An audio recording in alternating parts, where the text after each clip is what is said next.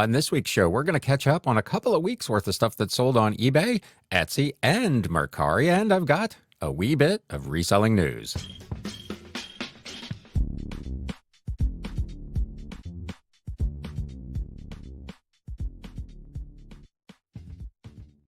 What is up, Galaxians? Welcome to episode number 259 of the Galaxy CDs Rocks and Flips Reseller Talk podcast. My name is Ryan, and I am a full-time reseller, part-time YouTuber, and podcaster. For those of you who might be new here, and there are new folks finding us every week, so thank you for coming out. And in today's show, we're going to do something a little different. I'm going to flip the script. So last week, I did not do a What Sold recap because there was so much news. And I did say I was going to do a separate episode to cover that. And as it turned out, I did not do that. If you're following me over on Instagram at Galaxy CDs Rocks, you may have seen that I added a new member to the family this week. I picked up a rescue pit bull mix dog, and we have spent the second half of the week kind of bonding, doing a lot of walking and hanging out. So I didn't get around to doing that separate video. So today we're going to switch the order. I'm going to do the what solds first and then cover what is a fairly small amount of reselling news in the back half of the show. I will leave timestamps in the show notes and the video description down below. If you want to go to just a particular segment of the show and do that, you can do that. But we're going to start with some what sold.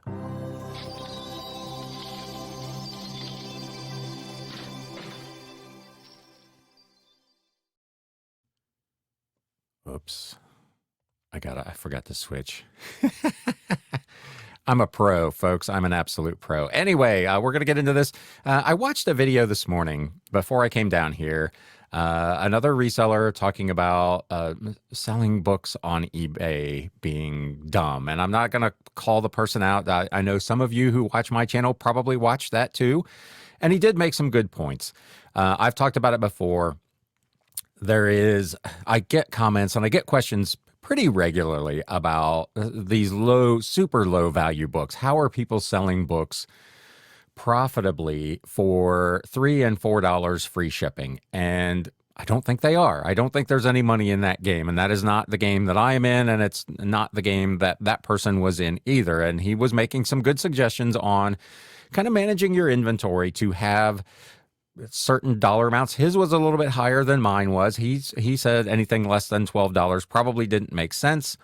I'm okay down to $5.99. I don't mind taking the time because I sell those things in enough volume. So there's just, as I talk about all the time, there are just different philosophies of how to make money doing reselling. He was talking about having a couple of thousand listings. I've got nearly 11,000. So I'm in a completely different business model. But it just goes to show again that there are multiple ways to do this. In these what sold recaps, I only cover kind of my top sales, anything kind of over $20 or something that maybe was particularly interesting. And that's what we're going to do today. And they are not, in fact, all books. In fact, this first item, if you've been watching on YouTube, you've already seen it on the screen.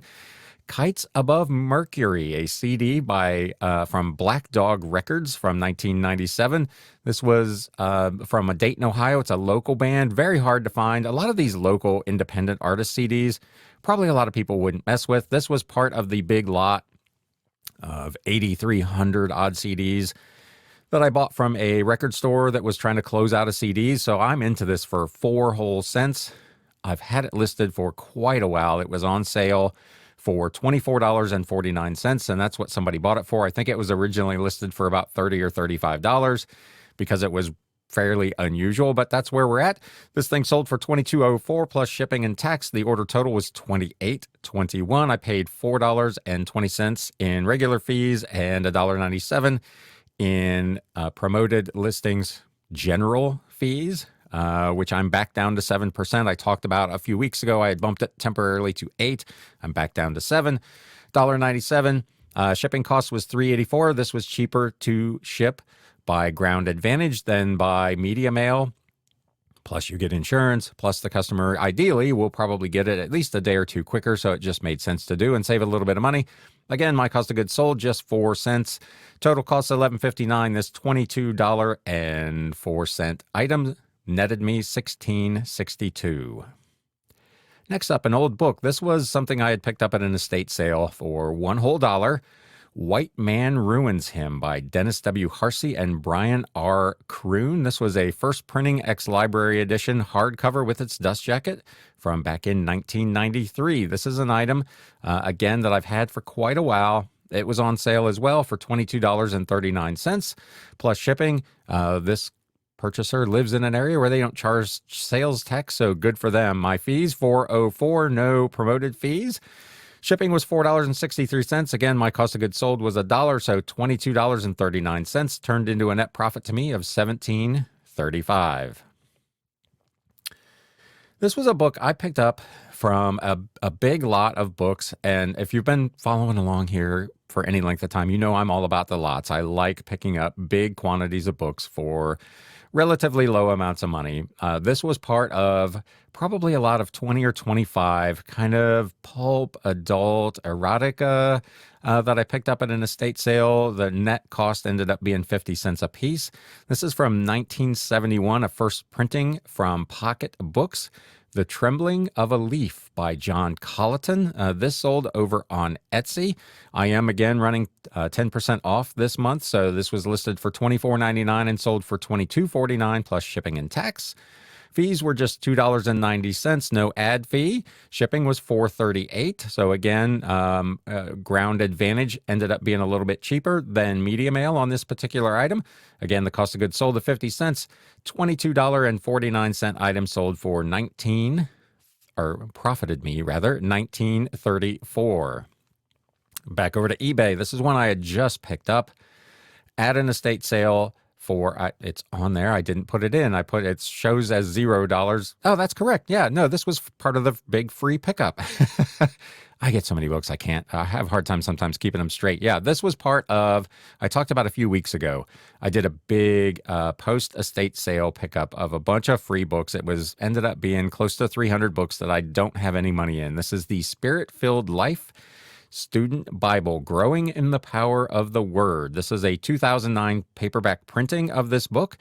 It sold for $22.99 plus shipping.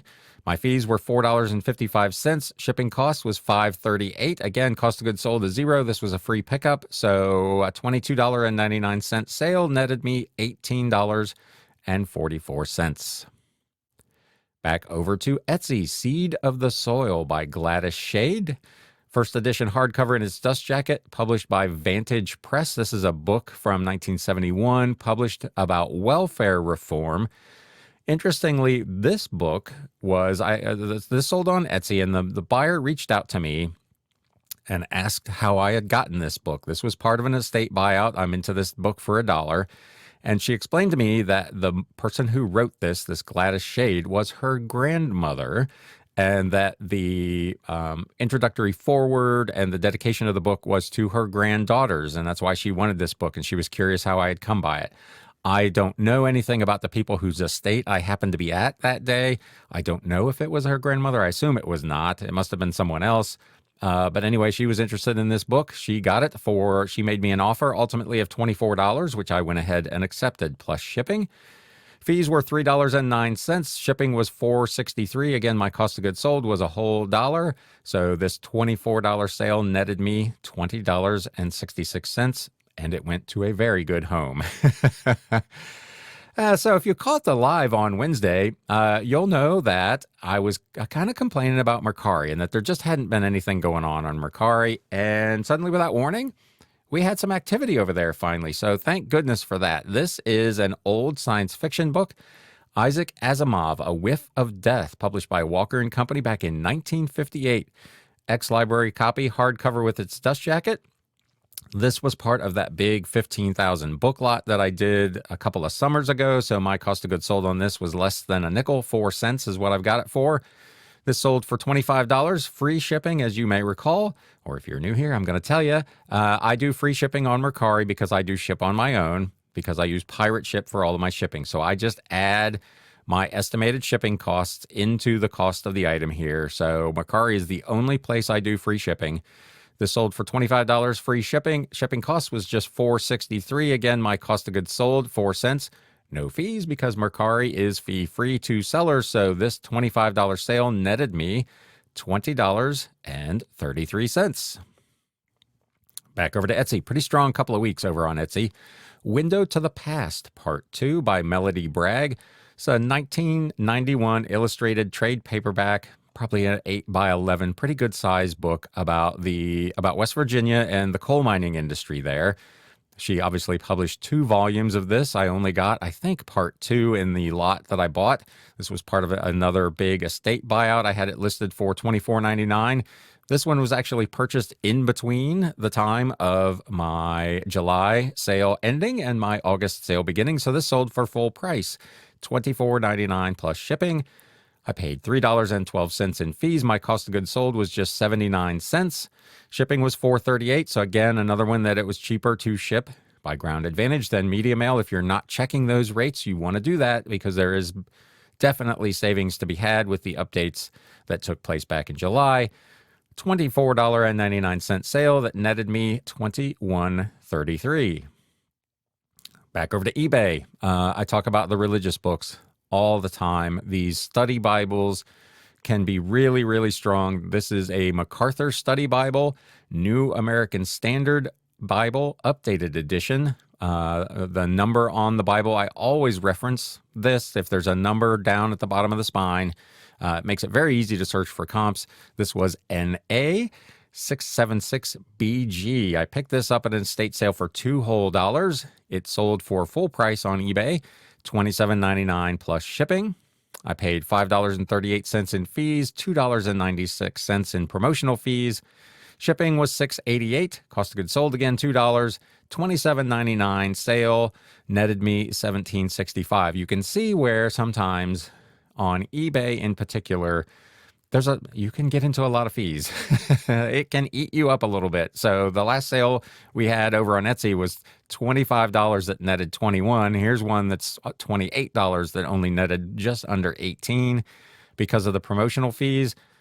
Again, you might make the argument that without those promoted listings, this is a sale that I might not have made. So I'm not complaining too loudly. But when you're thinking about sourcing and pricing and doing your comps and how you want to try to make money with this, it is important that you think about all of the fees that are going to be involved. I'm on some Facebook groups where there are a lot of new sellers who are taken aback sometimes by the fees. So take your time, do some research, know what and where those fees are going to be and how they're going to get you so that you end up not losing money on these deals. So anyway, $27.99 netted $17.65. Back over to Mercari. After 2 weeks of shutout, I had 2 nice sales over there. The Wind in the Willows, published by Heritage Press back in 1956, written by Kay Graham, and the illustrator was Arthur Rackham. His illustrated books seem to do fairly well and command pretty good money. This is one that I picked up at an estate sale as part of a big buyout at the end. I'm into this for 50 cents. It sold for $28. Free shipping. Again, no fees. Shipping cost on this was $5.38, so a $28 sale netted me $22.12. This is an interesting one. So I talk from time to time on this channel about picking up kind of random books that it's very difficult to find comps on. They're local interest, local church or school cookbooks and those sorts of things. And I typically will just go ahead and grab them because I can usually get them super cheap and they're not fast movers. This is, again, an example of a book that a lot of people would probably pass on because there's no definitive indication that this thing would ever sell. But call me crazy, I'm willing to take a chance on these books. And as often as not, it seems like they pay off. This is One Body, Many Members, a historical record of the Church of the Christ Episcopal Church. This was a big trade paperback published in Dayton, Ohio, about the Episcopal Church and a particular building, a particular church and congregation in Dayton. This was from, I think, the 1980s or early 1990s. I picked it up at an estate sale for $1. It sold for $29.99 plus shipping. Fees were $5.54 plus $2.68 in promoted listings general fees. $6.13 to ship. My dollar cost of goods sold, so $38.22 was the order total. My total cost $17.45, which means I'm netted $20.77 on a book that most people probably would not have bought. And again, I show you these and I talk about these to illustrate not everybody's in a position to make that gamble, and I totally understand that. But there are times where if you can't find a comp, you don't see any listed, those to me are worth taking a chance on, because it only takes one person to be interested in this. One person that had a family member at that church who is interested in having some record of this, church directories, old yearbooks, anything like that. I think, as a matter of fact, there might be some yearbooks coming up here pretty shortly. I am willing to take a chance on those if I can get them for less than a couple of bucks, and I'll throw them up there for $15, $20, $25, $30 and see what happens. And again, as often as not, I'm able to do okay with them. Continuing on eBay, The Shaping of Black America by Lerone Bennett Jr. from 1975. This was an illustrated hardcover in its dust jacket. I had it listed for, I believe, $34.99. I received an offer of $32, which I went ahead and accepted. I was at an estate sale. Gosh, it was probably 3 weeks ago, and a enormous shelf full of Black history and Black biographies, things from Ebony, from Johnson Publishing, which published a lot of books by this writer and several others, again, covering Black history, Black mayors in America from the 1960s and 70s, a really interesting collection of stuff. That it was the last day of the sale, and there were probably 20 or 25 books still sitting there that nobody had picked up. Being me, I grabbed them all and I cut a deal. They were asking $2 a piece for these hardcovers. I said, I'll take all of these if you can do X amount. I got them essentially for $1 a piece. So this sold again for $32 plus shipping. I paid $5.95 in fees. Shipping was $6.13. Cost of goods sold $1. $32 item netted me $25.05. There are some really interesting items from that sale. They're all listed now. I think I've got all of those up, and there's some really good stuff there that hopefully we'll be bringing you more of shortly. Back over to Etsy. 5 Great Monarchies of the Ancient Eastern World, Volume 2. This was published in 1881, written by George Rawlinson, part of a whole series of ancient history books. This was listed for $41.99. It was in my 10% off sale, so it sold for $37.79 plus shipping. Paid $4.59 in fees. This did sell through Etsy's offsite ad program, so this is one that did not do quite so well because I paid an extra 15%, $6.70 in those ad fees. $6.13 in shipping. This was part of the big 15,000 book lot, so I'm only into this for 4 cents, which was helpful. So a $37.79 sale that netted me $27.21. Back over to eBay, a tiny little book. This was probably 4 by 3 inches. The Brethren's Hymn Book, a collection of psalms, hymns, and spiritual songs from the 1800s. Really small book in honestly fairly mediocre condition. The cover was very worn. There was some separation on the inside at the title page. It was a little rough, but again, it's from the 1800s. As I talk about pretty regularly, these old, small religious books and tracts, I generally speaking don't even look them up anymore. I just grab them and go for it. This was part of another estate buyout, so this was a little bit different situation. It just came in a big bulk of books. Sold for $39.99 plus shipping. I paid $6.85 plus $3.35 in promoted listings fees. Cost of goods sold, 91 cents on this lot, so $39.99 turned into $28.88 in my pocket. Another one on eBay and another small religious book. I've had this one for a while. This might be one of my most watched items ever. It seemed like every day for the 6 or 7 months I've had this book, it was in my send offers eligible list. There were so many people that looked at this, but nobody wanted to pull the trigger until finally someone did this week, and they didn't even do it on an offer. You love it when that happens. Miniature Key of Heaven, a manual of prayers and instructions for Catholics. This was published in 1905. Not in great shape, but it was a little bit unusual because it had a hard plastic cover. It was not leather. It was not a paperback. It had like an embossed, kind of like almost statuette on it. A really interesting piece. The clasp was broken. There were a couple loose pages, but there was just nothing really like this out there. I had it listed for $44.99. That's ultimately what it sold for. I paid $7.54 in fees, and again, promoted listings general fee of $3.72.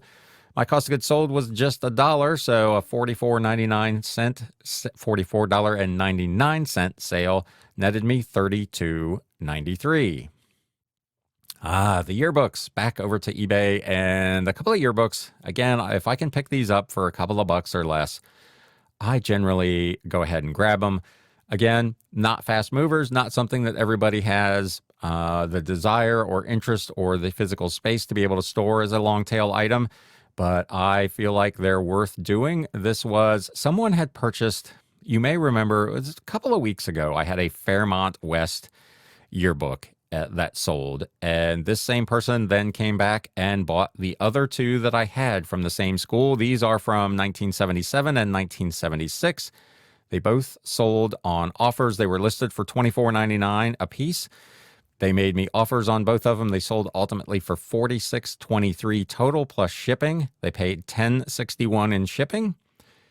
Fees, $7.99. No promoted fees on that, so that was it. Shipping, again, Ground Advantage was way cheaper in this case, $6.90, and that's even with the combined shipping that eBay does on a combined order, so this was a good savings for me. Cost of goods sold, it was $2 a piece, so $4 total.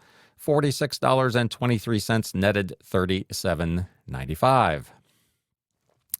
Another set of CDs. So this was an interesting one. I was at a sale just last weekend, and real hodgepodge of stuff, as many estate sales are. But there was a box set of these CDs listed for $5, and it's a 70 CD box set. So I'm not completely convinced. Maybe they didn't know what they had there. I don't know. But in any event, I only paid $5 for this. Maria Callas, The Complete Studio Recordings, 1949 to 1969. Again, a 70 CD set by EMI Classics in a nice slipcase with a pretty nice booklet that came with it. $5. I had these listed for $69.99. Here's another interesting scenario with this one. So I got a watcher, and I sent out an offer for, on this case, because I'd literally just listed it that morning, I sent out an offer for 10% off, which would have got it to $62.99.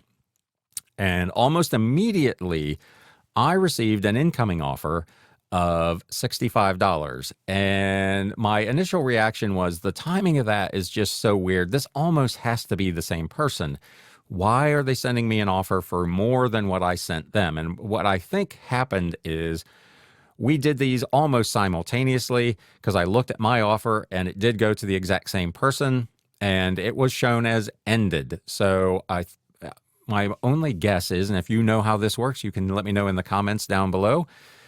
My guess is that as I was sending that offer, he sent his, and his essentially canceled and ended mine. So I could have accepted $65 on this and made an extra couple of bucks. But I sent the guy a message and counter offered at $62.99. And I told him straight up, as hey, I literally just sent you an offer for 10% off. Apparently at the exact same time you were sending me an offer for $65. I'm going to go ahead and honor that. I will sell you these for $62.99. Just go ahead and accept this counter offer. And he sent me a very nice message saying how wonderful that was that I agreed to do that. I know most people probably would not have even taken the time to look. They would have just assumed it was somebody else and it was a bigger offer and done it. Again, I talk pretty regularly about how those little bits of customer service, this guy will probably buy from me again in the future, at least I hope, because I've gone above and beyond for him by giving him a couple of extra bucks off that he didn't need. When he sent his offer, interestingly, this is a really long story for one sale, he said he already owns this set, but just three of the 70 CDs in his set are scratched and skipped. So he spent $63 plus shipping essentially to buy 3 CDs so that he has a complete set in working order. So you just never know. Anyway, $62.99 plus shipping. I paid $10.71 in regular fees and $5.36 in promoted listings general fees. Shipping was $7.63. That was the best way to go. My cost of goods sold, as I mentioned, $5. So a $62.99 sale netted me $41.92 and hopefully a repeat customer. Over to Etsy, old book that I picked up, again, as part of a big estate buyout.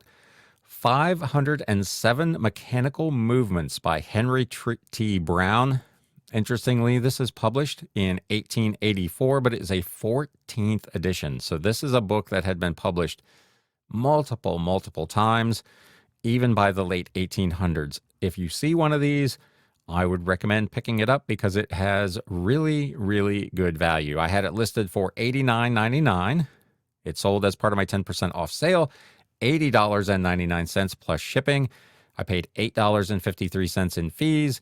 My cost of goods sold, again, this was part of that big estate buyout that I recently did. Gosh, it's been about a month now. So my cost of goods sold, just 91 cents. This $80.99 sale netted me $71.55. There's money in them thar books.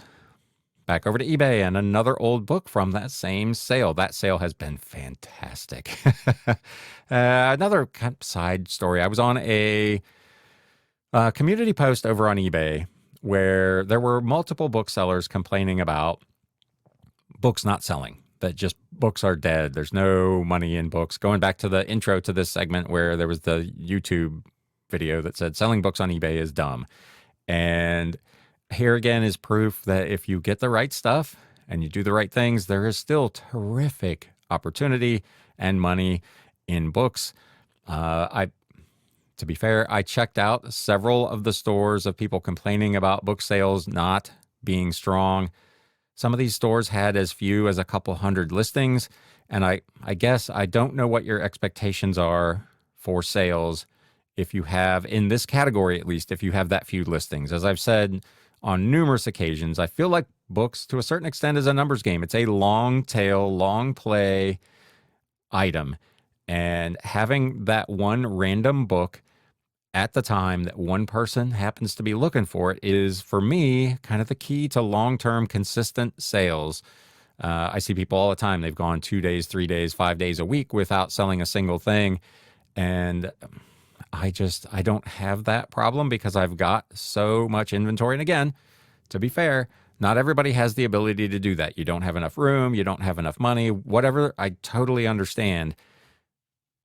Books may not be the right category if that's how you want to do business. Because if you've only got a couple hundred listings in the book category, unless those are really, really fast turn, high profitable items, it's going to be very difficult to make money in books. Anyway, off the tangent, off the soapbox, Fox's Book of Martyrs by Reverend John Fox.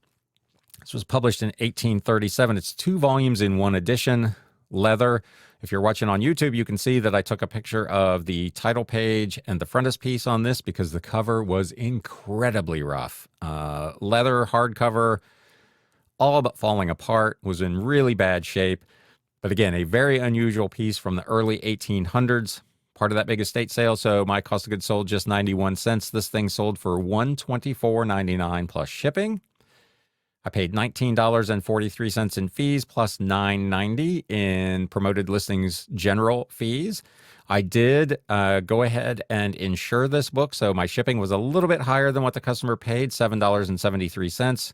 Cost of goods sold, again, 91 cents, so $124.99 turned into $93.15 to me. Another old book, and another one from that same sale, The Gift That Just Keeps Giving, Bound for Glory by Woody Guthrie. This was from April 1943. It's a first edition, second printing of this book. So first printings would be worth even more. I had it listed for $149.99. Received an offer of $130 plus shipping. And I went ahead and took that. Paid $20.14 in fees, no promoted fees. Shipping was $6.13. I did send this Ground Advantage, so I was able to get the $100 worth of insurance on it, and I went ahead and just took that. If by some chance this thing gets damaged, I'll eat that $30, I guess, but I wasn't willing to pay the extra. Cost of goods sold, 91 cents, so $130 sale netted me $108.95. And this, I believe, is our flip of the week. A couple of weeks ago, I had the big 500 and some odd dollar book sale of these old, not super old, but 80s, 90s textbooks about composite materials and composite material engineering and handling and so on. He has bought 3 more. I think he's probably about done. I'm not out of these by any stretch of the imagination because I bought a ton of them, but he sent me a message and he says, I think I'm pretty well tapped out. But he bought 3 more. The ICCM and ECCM 6th International Conference on Composite Materials, Volume 3 from 1987. Composite Structures 4, Volume 1, Analysis and Design Studies, and The Behavior of Structures Composed of Composite Materials from 1986, a second printing. These were all 3 hardcover books. He paid a total of $134. He bought these on 2 separate transactions. He made offers on them, and as you know, sometimes eBay allows buyers to combine their offers once they're accepted for shipping, and sometimes they don't. In this case, it allowed him to put 2 of them together onto one purchase, but it did not do so for the other one. So what I did in this case, because he's bought so much stuff from me, when I sent his invoice for those other 2 items, I just did those free shipping. So it only charged shipping. I charged $6.13 on the first book, and I gave this dude free shipping on the other 2. Just out of the goodness of my heart. So $134 plus $6.13 in shipping. I paid $23.63 in fees plus $5.69 in promoted listings general fees. Again, this is one. On these 3 books, the promoted listing fee only applied to 1, when by rights it should have applied to all 3, so I'm not sure what's going on there. Shipping cost, I sent these Ground Advantage, so $9.13. I was into these for $2 a piece, so $6 total. $134 sale netted me $95.68. So again, there are people who say that you can't make money selling books, period, or that you can't make money selling books on sites other than Amazon. And hopefully, again, I know I beat this drum all the time. I'm not trying to convince anybody to go buy books to sell. But for those of us who are doing it, I know it can get to be kind of defeating to hear people say we're dumb or that we're doing it wrong or that we're just not doing the right thing. And I get a little tired of that. So I try to publish these and talk about the money that I do make selling these books on these sites where people say that you can't be successful, just to kind of prove that, in fact, you can. With that having been said, we do have a few reselling news items to cover, so let's get into that right now. News updates.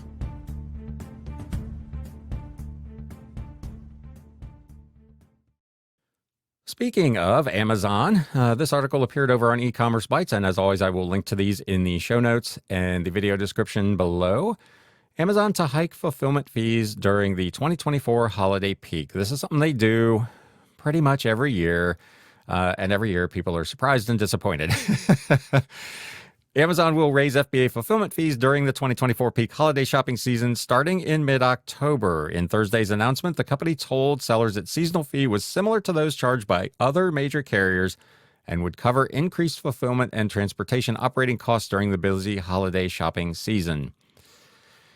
Part of me, I don't sell on Amazon, so this doesn't affect me directly, but part of me feels like that's their responsibility. When they agreed to do FBA with you and charge you a fee to handle fulfillment, transportation, and distribution, that's their cost. That's their cost of doing business. And you can let me know if you're an Amazon seller, how ticked off do you get about this? That every year they lower the amount of stuff that you can have in storage in FBA. They tighten the reins on that, and then they charge you more for the privilege of doing it. When to me, that should be part of their cost of doing business. I may be way off base there. And again, I don't sell over there, so this doesn't really affect me. I don't have a dog in the fight, as they say. But man, I don't like this really at all. Amazon FBA's average holiday peak fulfillment fee will remain the same as last year, except for products priced under $10 in the U.S., for which the peak fee is new in 2024. This article does not talk about what those fees are, so you'll have to go to Seller Central, I assume, where they have supposedly published a list of what what those fees and what the changes are. The fee will apply to all products, and Amazon explained the fee amount would be the same for all items within a specific size band for each store. The fees apply to U.S. fulfillment by Amazon, Canada FBA, North America remote fulfillment, and U.S. multi-channel fulfillment, and buy with Prime. So it covers a pretty wide swath of items and sellers. The FBA fulfillment fees are calculated and charged when shipments leave fulfillment centers. If a product is ordered before October 15th but is shipped on or after that date, the fulfillment fees indicated to start on October 15th will apply. So this is based on when the item ships, not when you shipped it to them. Amazon says, quote, average FBA fulfillment fees continue to be 70% less expensive than comparable two-day shipping methods offered by other major third-party logistics providers, they told sellers in the announcement. They've yet to disclose their extended holiday return policy, but some companies have, as we're going to get into here in a few minutes, which applies to those FBA and non-FBA orders. Last year, just as a reminder, the policy required that items purchased between November 1st through December 31st, 2023 were returnable through January 31st of 2024. So sometime, probably in early to mid-October, if you're an Amazon seller, your items are going to be covered in this updated extended return policy. Interestingly, though, hopefully to help somewhat with this article's over on Value Added Resource. Amazon drops FBA inventory storage overage fees, and they do it retroactively back to July 1st. So this is pretty interesting. In a rare move, Amazon is backing down on inventory storage overage fees for FBA sellers in the US, Europe, UK, and Canada stores. So pretty much everywhere. VP Selling Partner Services Dharmesh Mehta announced the change on LinkedIn. Weird. Why do that? Why not do it on Amazon Seller Center? Why not send out an email to all your sellers and say, hey, we're doing this thing for you? It was on LinkedIn. Wild. But they did say that the fee removal would be effective retroactive back to July 1st. Every year, the holiday shopping season is a critical sales period for many of our selling partners. It also requires sellers to carefully navigate making sure they have secured enough inventory to meet spikes in customer demand while also not overstocking and having too much inventory left over. Absolutely true, 100%. It is a balancing act to have enough inventory but not too much, not only for Amazon planning purposes, but for you. You don't want to be stuck at the end of the holiday season with a bunch of stuff that isn't going to sell until potentially the next holiday season. So this is a real battle for sellers. This is a challenge that many sellers have to navigate, including those that choose to use our Fulfillment by Amazon service.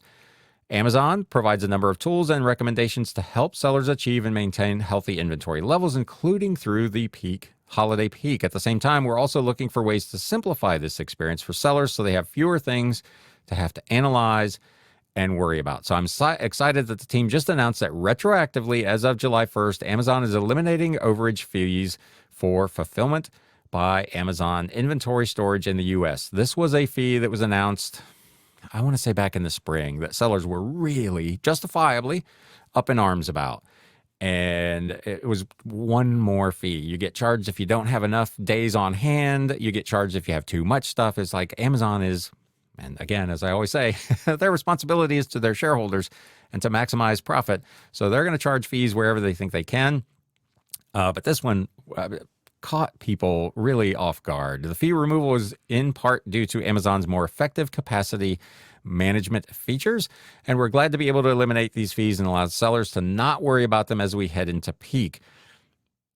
Note that there's no indication that this is a permanent change, at least in this article. They're saying that's retroactive back to July, but I don't know that this won't be re-implemented at some point. We hope this will help more sellers ensure they have enough inventory ready for peak demand this holiday shopping season. You can find more information along with other recommendations and practices for a successful holiday season in the Peak Readiness Playbook in Seller Central. An Amazon spokesperson told Fortune the company will still set inventory capacity limits for sellers, but they will no longer be charged extra if sales are slow and their in-stock inventory exceeds their threshold. However, note, sellers will be unable to add to their inventory if their in-stock inventory plus in-transit restocks surpass their limit, which is fair enough. They don't want extra stuff clogging up their supply lines either. So that makes sense to me. If you've already reached your limit, you can't send anything more in. And as long as your sales are meeting the pace of your incoming merchandise, this should not be a problem.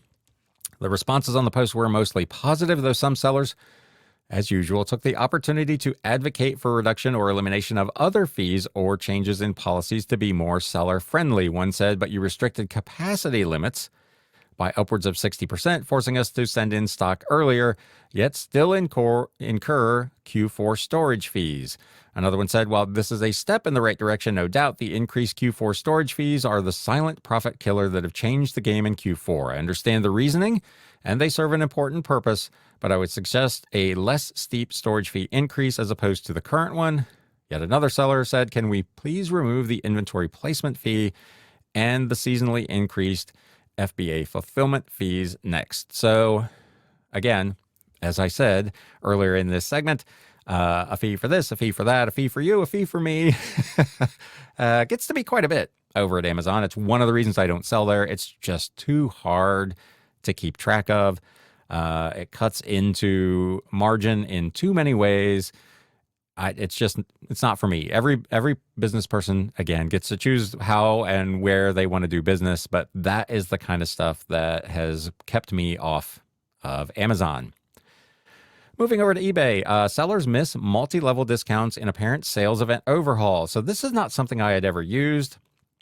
To be fair, I don't know that it's really something I had even ever seen, but this is, and again, who knows if this will even remain constant, because a lot of the things that were rolled out over the last 6 weeks seem to have been rolled back to the previous ways. So this may not be a permanent change, but sellers have noticed a change in sale event markdowns, removing the option to offer multiple tiered discount levels.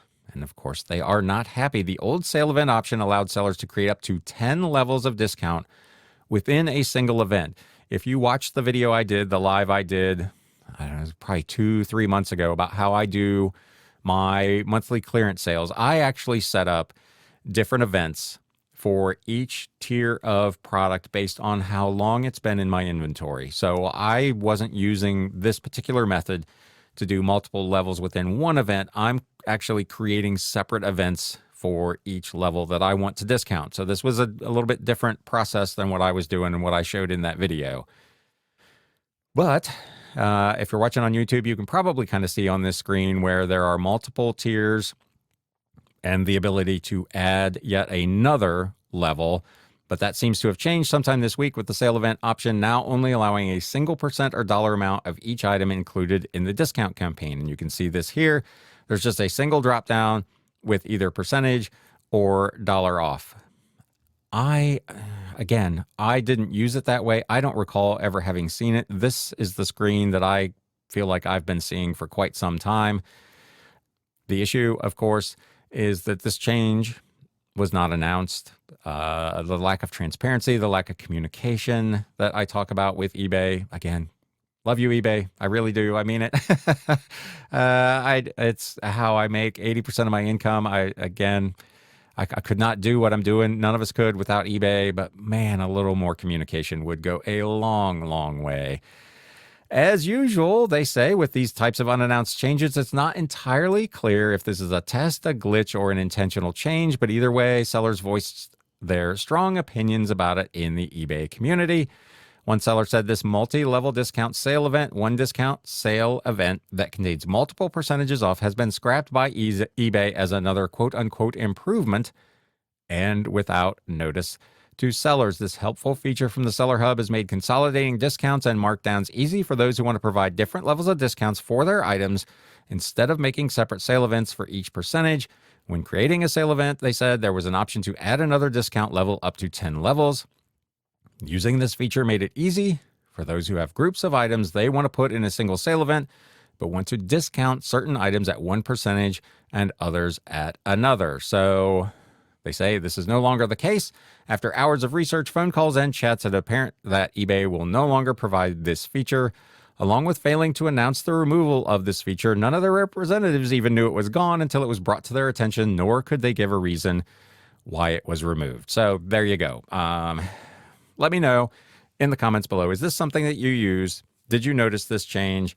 Is it Is it a big problem for you? It's not one that I ever took advantage of personally, so this doesn't affect me, but it is obviously a big change to how eBay allows you to run sales.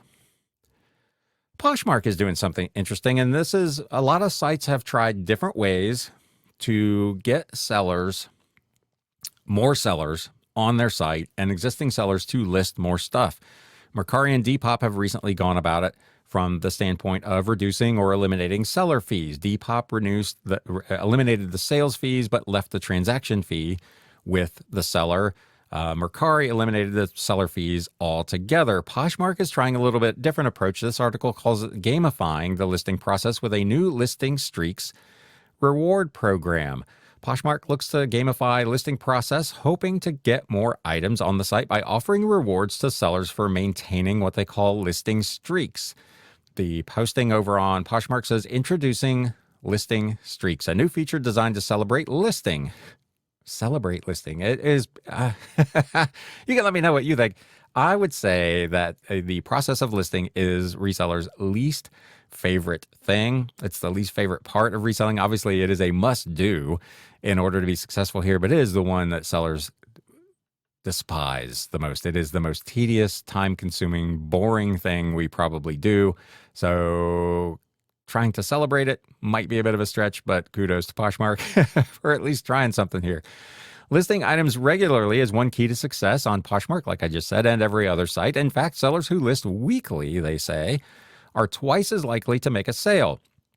While you're boosting your sales potential with consistent listing streaks is here to reward you along the way. Simply list each week between Sunday and Saturday to continue your streak and reach milestones to earn rewards. So they're only asking you to list one thing a week. How it works: create your first listing to start your week, your streak. Create at least one new listing each week. List by Saturday at 11 p.m. Pacific time to maintain your streak. Earn a reward each time you reach a streak milestone. They don't say, unfortunately, exactly what the rewards will be. The FAQ that was attached to it makes it clear they'll be in the form of some kind of a credit or discounted shipping that can only be used for future purchase on the site, and that they'll need to be used quickly within 7 days of earning the rewards or you'll lose them. It's a weekly challenge, they say, designed to celebrate listing each week before 11:59 p.m. Pacific Standard Time. Update your Poshmark app to the latest version to create a listing to start your streak today. They said, what type of listings qualify? Any type of listing will count towards your streak. It includes not for sale, coming soon, quick listings. What happens when I put a closet on vacation hold? If you earned a reward, it will only be eligible toward purchases in your closet for the next 7 days after the reward was earned. This includes while your closet is on a vacation hold. So hard and fast, you've earned the thing, you get 7 days to use it. Where can I find my listing streaks? To track your streak and upcoming milestones, go to the News tab, go to All, and select the Listing Streaks notification. How do you claim your reward? One buyer shopping discount will be applied automatically to the first purchase from your closet within 7 days after reaching a streak milestone and apply to shoppers who purchase through Buy Now. Rewards are available to buyers for 1 week after they are awarded. Again, this new effort to encourage more listing on Poshmark comes as the platform continues to have some of the highest fees, roughly 20%, amongst secondhand fashion marketplaces, with several major competitors either dropping fees, as I just talked about, altogether, or shifting some or all fees from sellers to buyers in the last few months. Again, to be fair, Annette pointed out, Excess Baggage, that when you factor in the fact, the way they handle shipping and things like promoted listing fees, as we just went through, and offsite ad fees over on Etsy, the 20% ultimately ends up not really looking all that bad. It is high. None of us want to pay 20%. We all like free. The Mercari model, man, if I could sell 80% of my stuff on Mercari, I would be a happy camper. That's just not the case. But 20% really at the end of the day is not way, way out of whack with some of the others. Again, notwithstanding the ones that have eliminated the fees altogether.